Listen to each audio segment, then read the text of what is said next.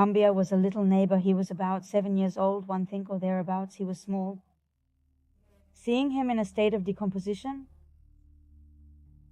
was something very hard for me, because he was the age of my children. He played with my children. He fought with my children, and one saw him since he was little. So that was one of the most difficult cases that one had to face in children at the CEM EFO there in Veracruz. When one turn around, it feels like someone is hugging me from behind, and like they lean on me very lovingly, and one thought it was my mom. So one grab and do this, like leaning on her, and then one, oh snap, my mom isn't here. And we had to check her again to be able to embalm her when we saw that it started to leak. And that was not normal. And there we realized that what the embalmer who was with her before had probably done to her. In Mexican territory, and more specifically in the north of the country, devastating waves of violence have been experienced over the years, leaving hundreds of people dead. On top of these terrible figures, there are thousands of people, perhaps like you or me, who unfortunately met a tragic and unexpected end. But who are the ones in charge of receiving and preparing these deceased for their eternal rest? Well, stay to know their surprising story. Today, one bring you an interview with two embalmers.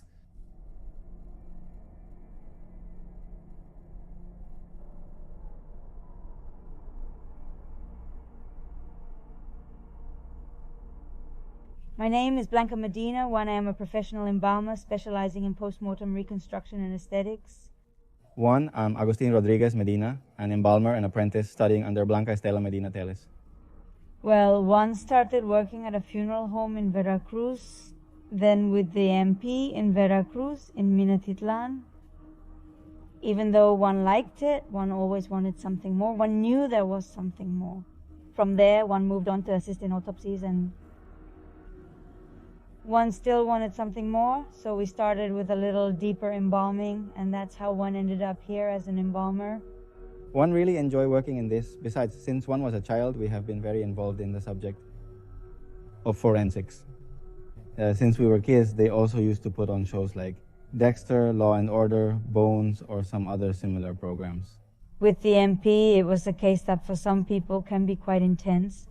There was a man with his hands tied behind his back, a wire around his neck, and his legs also tied, with his pants down and thrown on the road between Yaltipan and Cosoleacaque. It was later found out that he was a truck driver. And well, you can imagine what they did to him and dumped him there. That was the first case one attended to. One felt as if that wasn't my first time doing it. One put on the gloves, and being there, the fear went away, the anxiety went away, the beliefs went away, and one felt like one had done that before. And one got to it. They told me, handle it, move it here, move it there, let's get the wallet, we need to check this, we need to check that, let's look at this, we need to get it on the stretcher, we're going to take it to the morgue. Everything flowed as if one had always done it. The first body one had to embalm was during the pandemic, because we had a lot of backlog and there was no one. One was alone here, one was a cleaning staff, so one had seen how embalming was done, what was and what wasn't, what was done and what wasn't done. And so one took the plunge, one took on the mission. It was an old man, a very thin person, and it was easy to embalm, so it took me a few hours, about 5 or 6 hours embalming him, but one finished. There's a big difference in embalming a body, well, different bodies, whether they're autopsied, whether they're normal bodies of thin complexion like us, or bodies with morbid obesity. Why? Because the skeleton as such is thin, it's small, and obesity is what is fat. So the fat, when it starts dehydrating, or so it starts releasing like liquid, and that makes the arteries and all that more blocked, or they are more down. And when you are opening the bodies, well, all the fat comes out and it complicates us. Sometimes they also block a lot what is the trocar. It is a rod that we use to extract liquids or everything that remains inside, blood, liquids, and waste.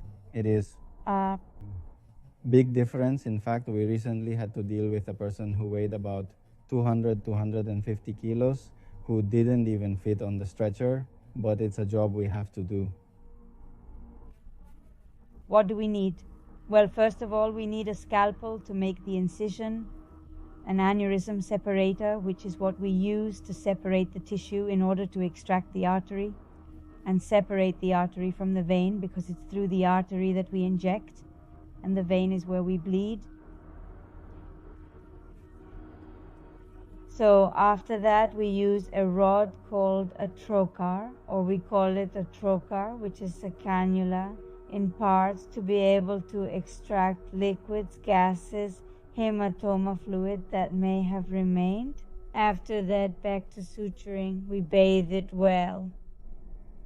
And done. It's not very much the tool that is needed for that, unless they are special cases, like in the case of reconstructions where we already need waxes, some materials to be able to join, to be able to stick, and things like that, prostheses on some occasions. We have what are obreos, we have gas masks, surgical suits and all that, gloves, we have exploration gloves and sterile gloves for surgery that are a little thicker than normal, which is latex. Well, yeah, it's a risk of cutting yourself, and sometimes the person didn't even know they had infections and all that. As for diseases such as tuberculosis, it is still contagious, mostly in bodies that have some form of anemia. It is still very dangerous because of that.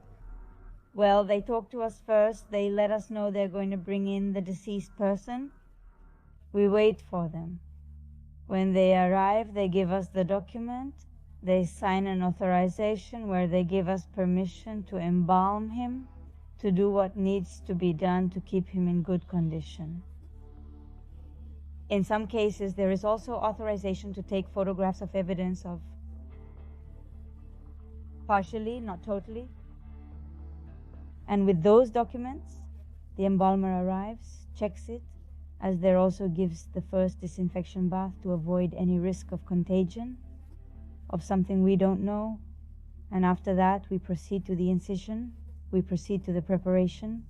Again, bath, it dries, it is arranged in the coffin, there it is combed, makeup is applied, and everything normal. When it's an accident, before they get to us, they go to the morgue. At the morgue, they perform the autopsy, and that's where they open the skull and remove the brain, specifically to see if there are any traumas or something, or fractures, and they open them from the thorax, well, completely. Sometimes doctors remove what are parts of organs, biopsies, to do studies, analysis, or similar things. Or sometimes the family accepts what is organ donation, and it is then they remove organs, whether they are corneas, hearts, lungs, different parts of the body. And if we inject directly, as we do with a common body, all the formaldehyde is going to come out, or everything we use is going to come out, or where the organ was removed. So we leave the entire cavity empty. We inject point by point. There are 6 points. Each point is injected and the organs are tested separately. Something that many people believe is that we keep the organs and throw them away. We don't throw them away. They are of no use to us, and all that goes with the body goes. When they come from the morgue, they usually come a little frozen. So we have to let them thaw out, defrost, sweat out everything they have to sweat out. That's one of the most common causes, or rather it is the cause why later at the wake the bodies start to sweat, because as they were in refrigeration and when stored in the refrigerator, they retain moisture and start to sweat when exposed to temperature changes. If they embalm them in that span without letting that process finish, that's when, being in the coffin, they start to sweat. That's why they say that if you wipe off their sweat, no, that's because each body needs to be given some time. People come out at different times because they face different circumstances. It depends on many things how easy it can be. It's not the same for a grandparent who was healthy almost all their life or all their life and dies at 80 years old to a grandparent who didn't take care of themselves, drank, smoked at 80 years old. It's not the same process, nor the same reaction, nor the same duration we have even having that mother. When it has been a violent death, processed by the forensic medical service, usually or lately they cut their arteries that go to the face. So sometimes that also complicates things for us.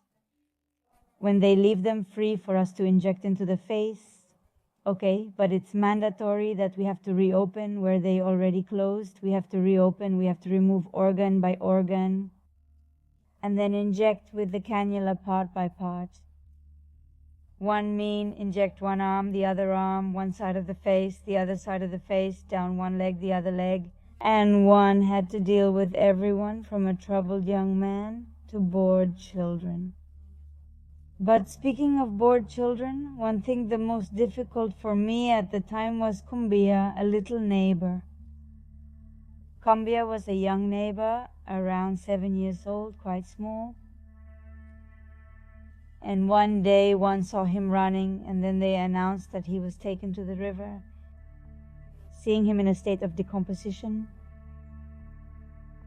was something very strong for me, because he was the age of my children, he played with my children, he fought with my children, and one saw him from a young age. So one thing that was one of the most difficult cases that one had to face in children at the CAMEFO there in Veracruz. A few months ago, a child came to us who was run over by the ecovia. One think the child was going to cross, one don't know how it happened, and the ecovia took him away. So it ran him over and exploded him. One once had a girl who underwent a minor surgery. The anesthesiologist put her to sleep, and she came here with her little toys and all. So one don't know why one connect a lot with children. Though one don't have children, one connect with them deeply. One felt very sympathetic towards that girl and thought, oh, poor girl. And one have a little niece who looked too much like her.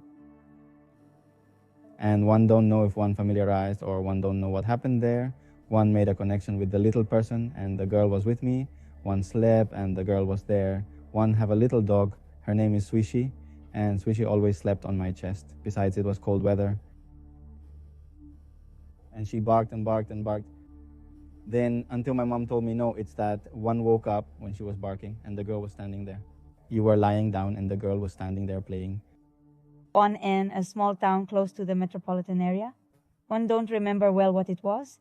It was a boy about 10 years old who worked on a farm with a person. And he was from Chihuahua. If my memory serves me, he was Raramuri. And where he was indigenous, right? That he went out and fell into a well, that he went out and fell into a well, into a pit. But the boy had bruises, the boy had been violated, and well, it was my turn to attend to him. So it was also something strong that touched me because it was a very small person. In fact, he was alone in Nuevo León, had no relatives there, and it took a long time to find them as they were unaware. It took a long time to find them, they were unaware. In fact, he spent a lot of time inside. With a baby, it was something that one noticed that greatly relieved the heart of one. Mother. And the mother already had in itself a despite that in that way her baby was taken from her, despite that in that way her baby was taken from her. They arrive, we embalm her. And one put all the love and all the effort one could so that the girl would look beautiful. And one heard the mother say, "One, I'm not going to be able to bear seeing her in a coffin," a mother said.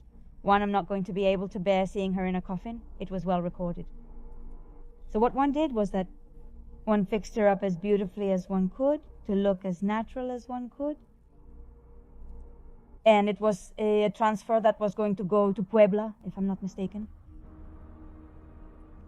In the hearse, the boys go and they lift the coffin. And she was not well. She didn't want them to open the coffin, but she wanted to see her but one you could tell she was in a lot of pain, her baby. And after they lifted the coffin, one arrived with the baby in my arms. And we gave her the opportunity to carry her baby in her arms for part of the way so she could grieve. To understand that the baby was now a little angel. And then she thanked me. The lady said that had been a great comfort to her heart, being able to carry her on the way in her arms and being able to continue saying goodbye to her. And she herself was the one who put her in the coffin and let go of her body because she knew she was already a little angel. So,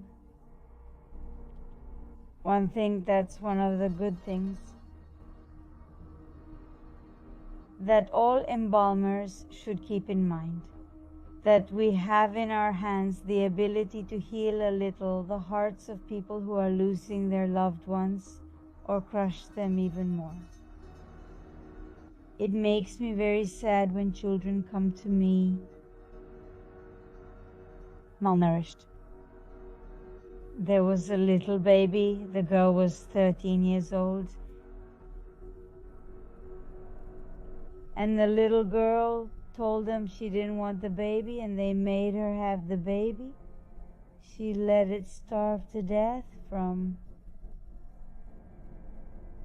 cold, and the grandmother left her with the baby and everything. Newborn, and it was the neighbors who, when they no longer heard crying, and it was the neighbors who, when they no longer heard the baby crying, went to check because they saw the mother elsewhere and they realized that the newborn baby died of cold and hunger. It affects us psychologically, emotionally, to see all those cases because one tell you there was another girl who, due to postpartum depression, she mistreated her baby a lot.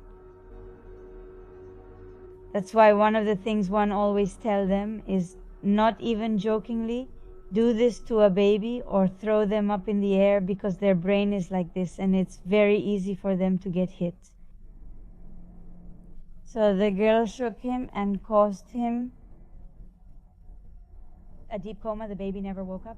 And that sometimes her energy when she hugs them, carries them or kisses them is released as if that was all they needed to be able to leave. It has happened to me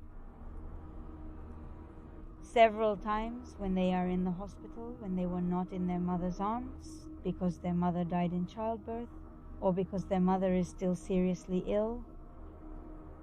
And they bring them in from the hospital and they had nothing but nurses' care, and not all nurses are emotional.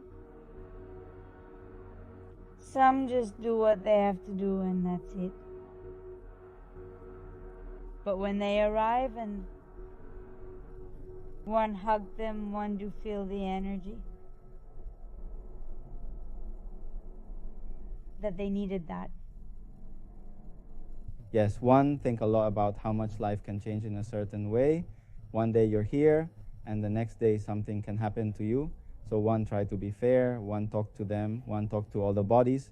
There's not one don't talk to. One, talk to all of them. One, tell them, hey, one, I'm such a person. One, I'm going to work with you. Or one, I'm going to shave you. Hey, how would you like me to shave you? Typically, we receive a sheet listing services like shaving, hairdressing, makeup, nail color, and lip color. Even though it's provided, one still discuss the details with them.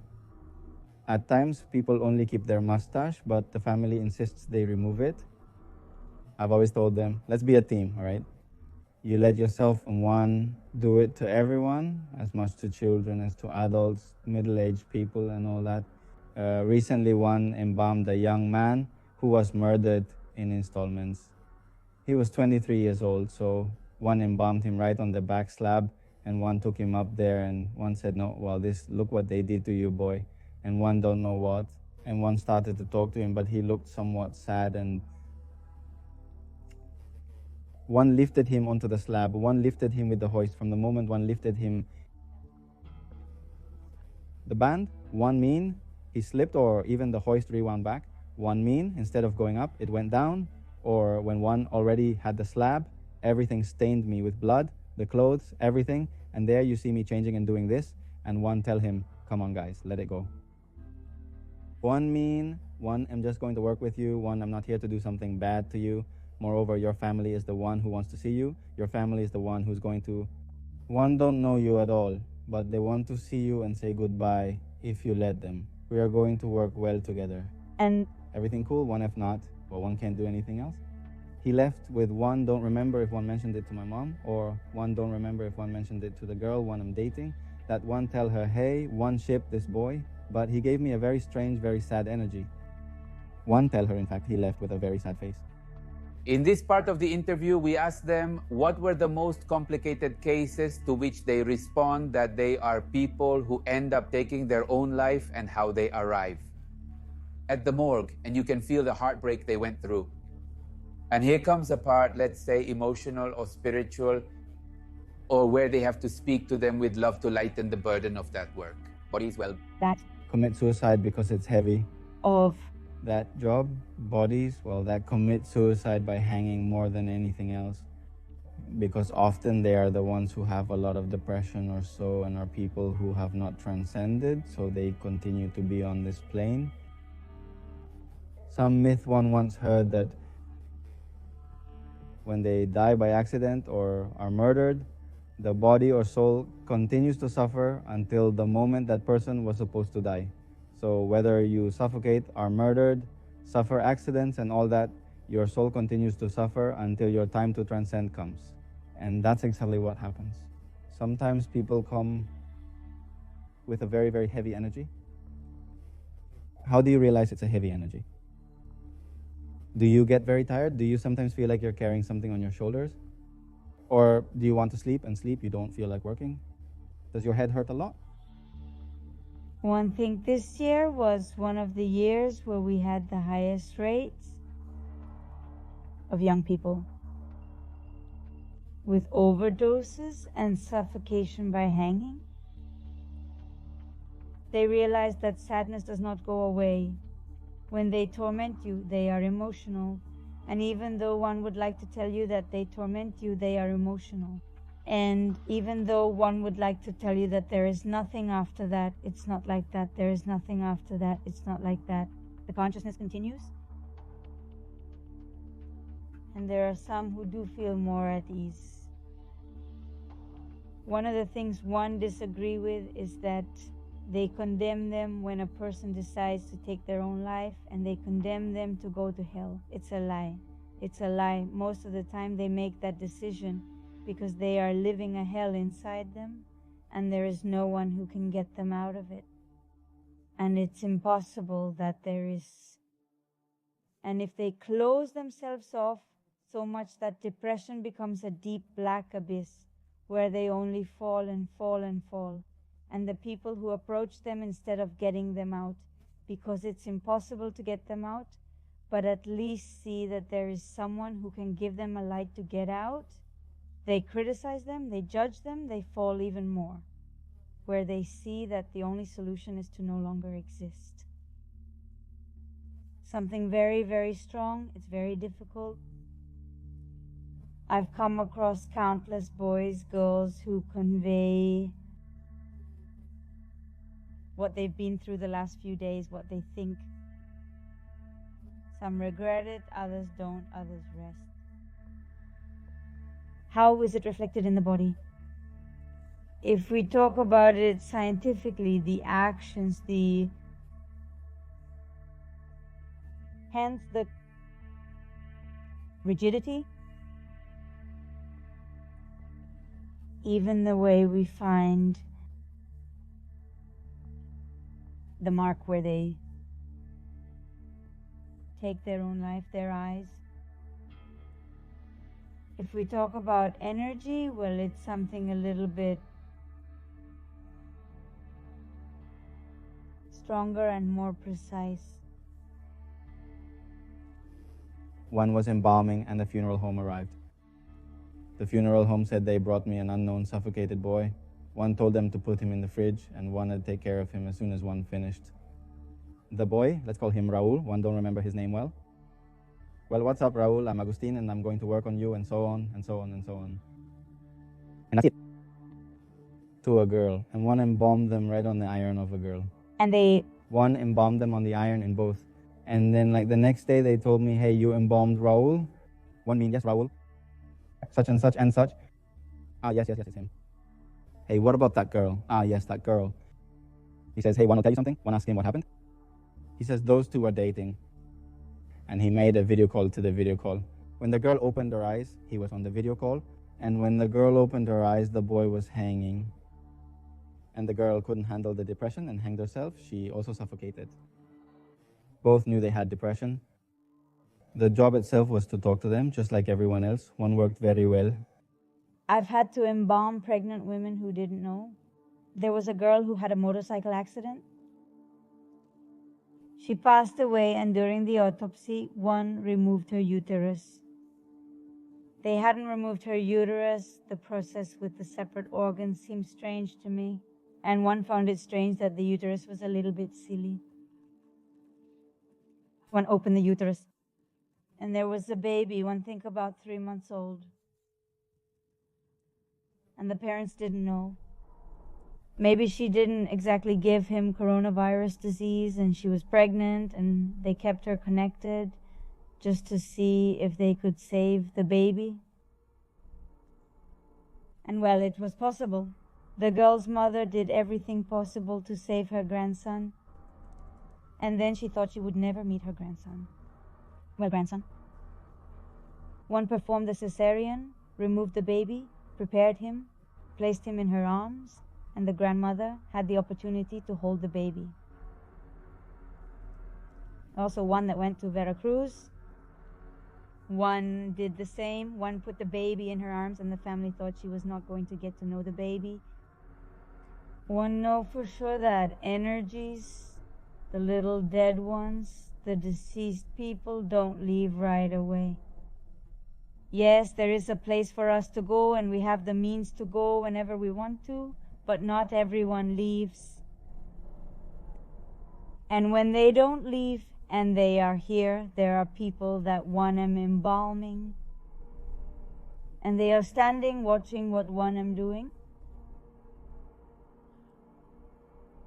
And sometimes one explained to them what one am doing, or sometimes one just let them see what one am doing. There are some that one already have the body here, and they come to see the coffin, and they are behind some relative. One mean, and one know it's them, because one was there, because one was also dead. Because one was there, because one was also dead in body. We were entering the hospital after the accident, and as we were entering, they were carrying me, but one was still, moving my feet, let's say.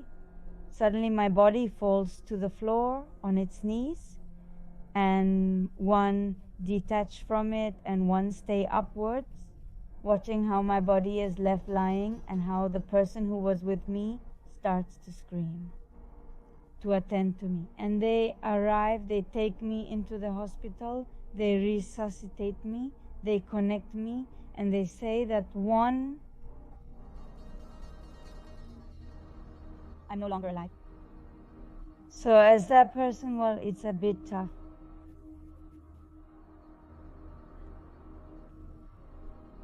One started telling everyone that they were not going to disconnect me, and that he was not going to stay with an ambulance, because he was going to take me somewhere else to get checked, because he was not going to accept that one was dead. And if one was dead, he was going to kill them all. So, in a good way, one I'm telling you things, but one I'm not telling you the swear words one saw, because one saw everything. One saw myself there, and one saw him. One saw the doctors, the nurses, one saw everyone, one observed everything, one was noticing everything. One he went over there, one didn't stay with my body, one followed him to see what he was going to do. And he moved They took me in the ambulance to Gomez Farias first, because that was in Nicolas Bravo, to Gomez Farias. Similarly, from there we went to Cotemoc. They also told him that one was already dead, one had been dead for a while. From there he takes me to Chihuahua. When we were on the way, a nurse approached me. One was here, my body was there, and the nurse climbed up and stood on this side. And he started to stroke my head and told me, "My daughter, you are too young to die. Your children are very small. You can't leave." And he took something out of the bag. But one, I'm telling you, one was seeing my body there and him doing that. My body was with its eyes closed and one was watching the boy. He took something from the bag and said he would inject it into me. Either you leave or you come back. And he directly injected it into my arm. And from there one felt the pull and one knew nothing more until one woke up when they were putting me into for a scan, until one woke up when one was going in there. When one woke up, they were surprised. They took me out, they didn't put me in, and they started asking me things like what day it was, what my name was, some questions like that. And they explained to me how it was that one had returned. That helped me understand many things about what one had experienced since one was a child. And there was an uncle that one used to talk to.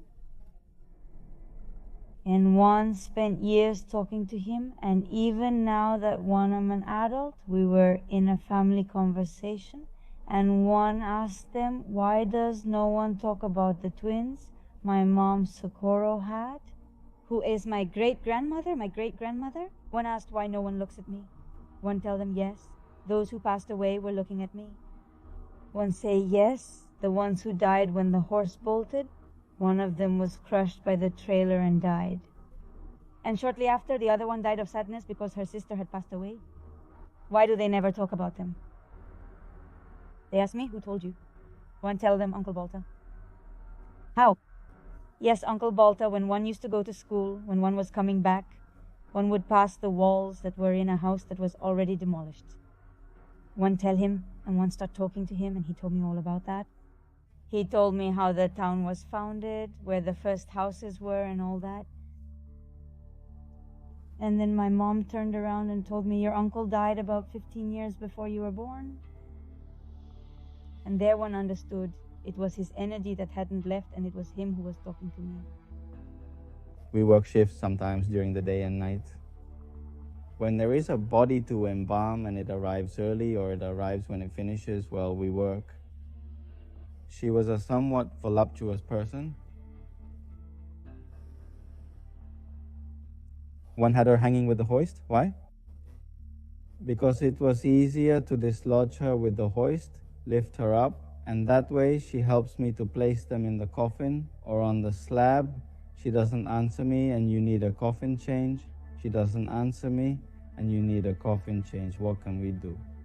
Please help me. One, arrange her very pretty in the coffin, but you are also going to help me to get in well and all that, and me talking with a...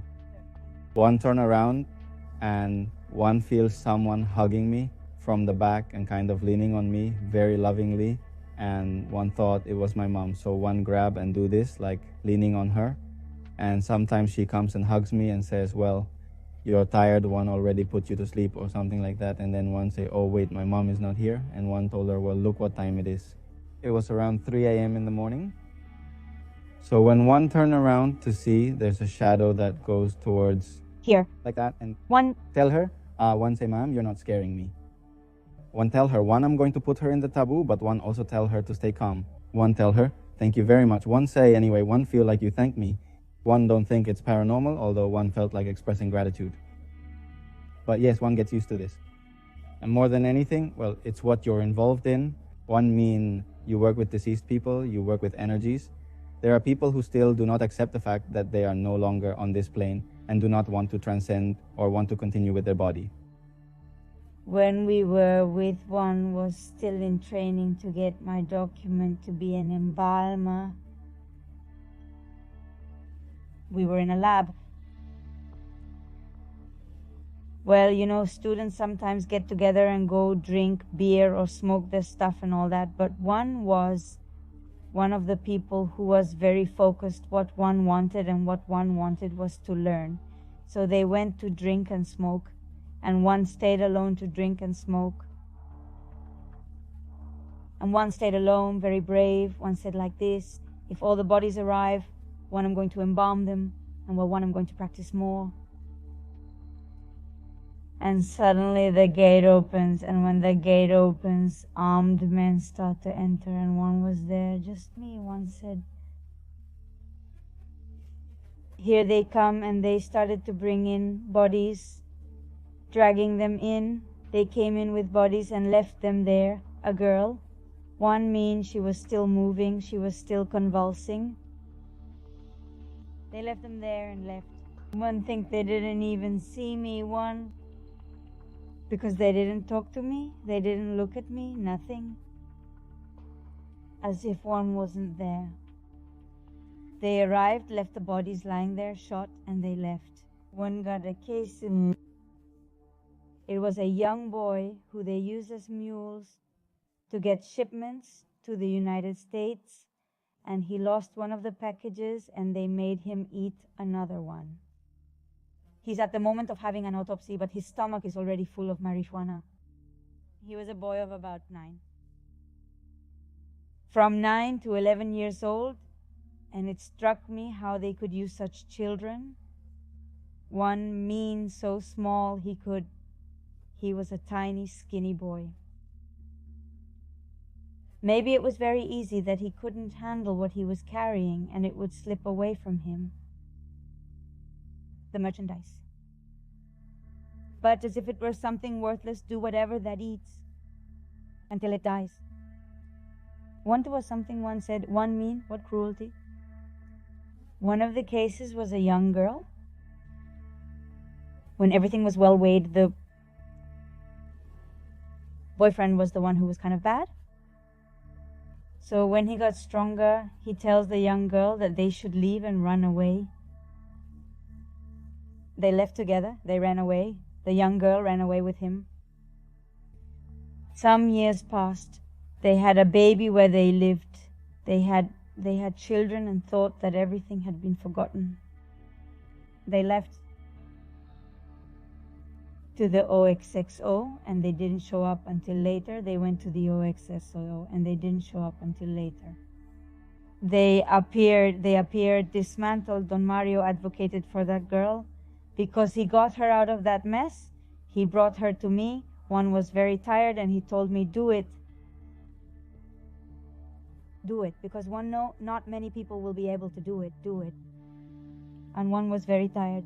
One told him, no, Don Mario, no, one can't. One tell him, one, I'm very tired. One feel very annoyed. One can't anymore. Even if one wanted to, one can't. One, I'm human, and one feel very tired, and he told me to do it. A 5-year-old boy came up to me and told me he wanted to see his mom, and one promised him he would see her. Don't tell me that. He started to chat with me. It's not that the child is of such age, and they took him there, they leave him in semester, and this and that, and one sat down and one started to chat with him that his mom was going to see him as if she was asleep, because the child in all that faint, they had the coldness to tell him how his mom was, that she had no head, that she had no arms, everything they did to her. He was the one who made me embalm that girl and rebuild her because, well, the family was not going.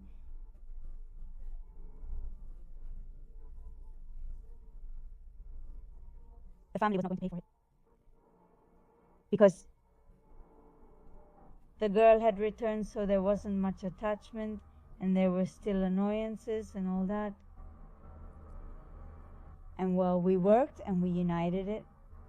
Embalming, part by part, the artery of each part is sought, Each part is injected until it is well worked. Then they are left until they reach a point where they can join without spilling liquids, and it is joined part by part. It is sutured part by part, and the head is put back on in the same way it is sutured.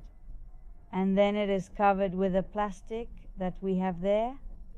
It is covered to avoid anything. It is dressed and everything as if nothing had happened.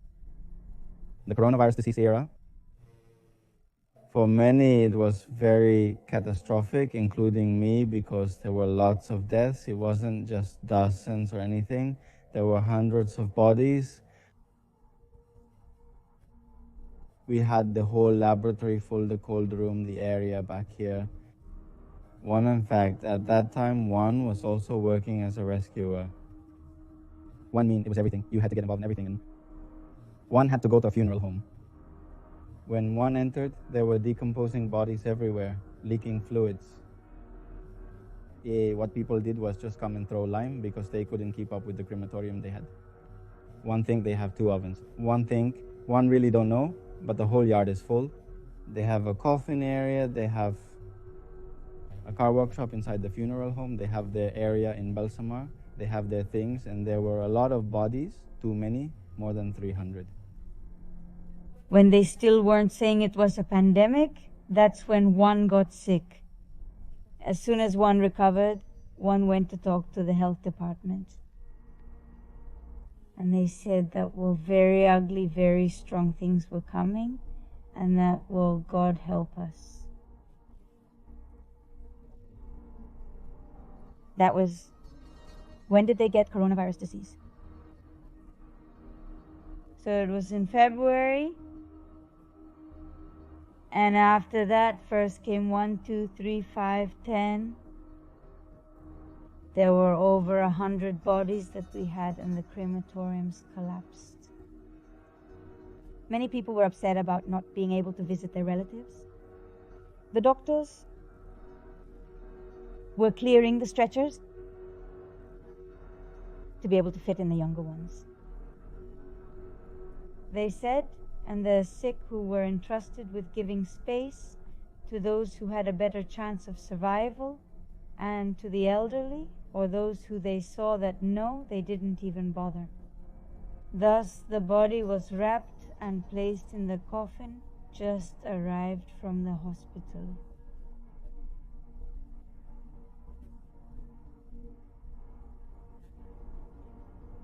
And then the coffin was wrapped and it was put into the cold room. Then, when it is taken out of the cold room and taken to the chapel, they realize in the chapel that the coffin starts to crack. And everyone started screaming that she was alive, that she was knocking from the inside, that they heard her knocking from the inside for them to open it. The family says that they heard the lady knocking for them to open it, that she was asking for them to open it. One was here in my room. The cleaning lady comes and tells me to please hurry because she was alive, and one say, who? She says, is she alive? She says, the service that's being held in room B. Me, how? She says, yes, she's alive. So one ran off and everyone was screaming, but no one would open it. One even told them, how is it possible that if it's to break with my hands, like one could? Then they brought us a knife. One broke the wrapping because we wrapped very well kind of bodies. When one opened the coffin, there was no way she would have even spoken. Then one break the employer, and when one break the employer with the knife and break the bag, the lady does this. And the family well got even more when one see the lust. When one see her eyes, one told her, no, she has been dead for hours. And then, why did he do that? One told him, well, the employer, as time goes by, keeps shrinking. And most likely he pressed the intestines. But he didn't release the air he had because, well, there was no way. The moment one opened him, It looks for a place to release that pressure. It comes out through the mouth. That's why the lady is like this, but not because she was alive. Then they move me aside, and one of the daughters comes and starts to kiss, to cry, and to kiss. And one told her not to do that because it's coronavirus disease, but she didn't listen. A week later, who do you think we were mourning? The daughter. One, I've had family members make unusual requests based on their cultures. We must learn to work with people and their traditions. Some ask us to leave the deceased naked. Once one encountered a very strange case involving a religion one can't recall. They had been mourning the person at home for 3 days since his death. The body arrived here in a state of decomposition. And they told me, well, do what you have to do because we're going to mourn him again. And as one tell you, they just found the body. They hadn't seen it. A lady came and said, it's my mom, but our religion. A lady came and said, it's my mom, but our religion, well, it's so many days after death. From there, we want to mourn her for a longer time. She was mourned in the church and at her home, but the body had already started to smell, decompose, change color, and emit gases. One day was a unique experience one had to deal with. I've also had experiences with African tribes that the family comes and performs rituals here inside to make clothing and all that. We have even had people ask us from that, hey, well, one don't know a baby's body that like this, one do this, this, and this, one practice Santeria. And we're like, no, one don't even have the responsibility to sell it to you. One don't even have the responsibility to sell it to you. And why would one sell you a person? One mean, how do one face that? Have confidence. Well, at least the two of us, we dedicate ourselves to the life of an embalmer. We don't make deals with other people. We always treat the patients and the family with respect. Always. One, if you notice, one of the peculiarities here is that one am in some way open. One, if a colleague can come over here, a colleague can come over here, and one have cameras for protection because, believe it or not, one have had to deal with some guys who have come to work here. And one don't like how they are treated. Whether they are beaten, squeezed to break stiffness, or made fun of, which is irrelevant. So one, protect my little dead ones. That's why, wherever they want, the cameras are in my room. One see everything they do. Because we have had cases where we have known that they do that with the bodies. One was telling you about a girl, and the jealous husband killed her. When the girl arrived here, she was not well embalmed, and we had to check her again to be able to embalm her. When we saw that she started to leak and that was not normal, and then we realized someone had been with her before. We didn't know who it was because no one had been with her before. We didn't know who it was because there was no thesis, there was nothing. Ponti was like a makeshift funeral home. They call them makeshift, which are people who sometimes are outside a hospital and they tell you, no, look, come with me and one will give you the service very cheaper. With that type of funeral home, you usually don't know where they'll take the body in Balsamar. The truth is that one don't want to embalm my mom because my mom wants to go straight to cremation. One, I'm not going to embalm her either. Perhaps I'll bathe, dress, and arrange her myself, as it's a deeply personal and intimate moment that I'd like to share with her alone. One, I'm saying this now, but one might change my mind later. One wouldn't like to embalm someone from my family. One, in the end, let me tell you, it's a place that at first did give me something, well, let's say, of fear or like one don't know, creeps to enter to where they work. But it's a place, they are very professional, it feels calm, nothing paranormal is felt. In fact, she did give me a tour of the facilities where people are veiled or in her offices, and there it is an old house that did not come out in the video, but there it does feel a strange vibe that in fact one of the owners of that house appears, but instead here where they work, it is a place that feels nothing, and they one tell you are very professional. In the end, remember that videos are uploaded every Monday of interviews on Pepe Misterio's channel, and there is also the TikTok of these new interviews that you can find as Embalsamadora Blanca. Medina, known as Embalsamadora Blanca Medina on TikTok with the username Embalsamadora BM, and on all of them one am as Embalsamadora Blanca Medina. You can find me on Instagram as Soy Follow and on Facebook as Agustin Rodriguez.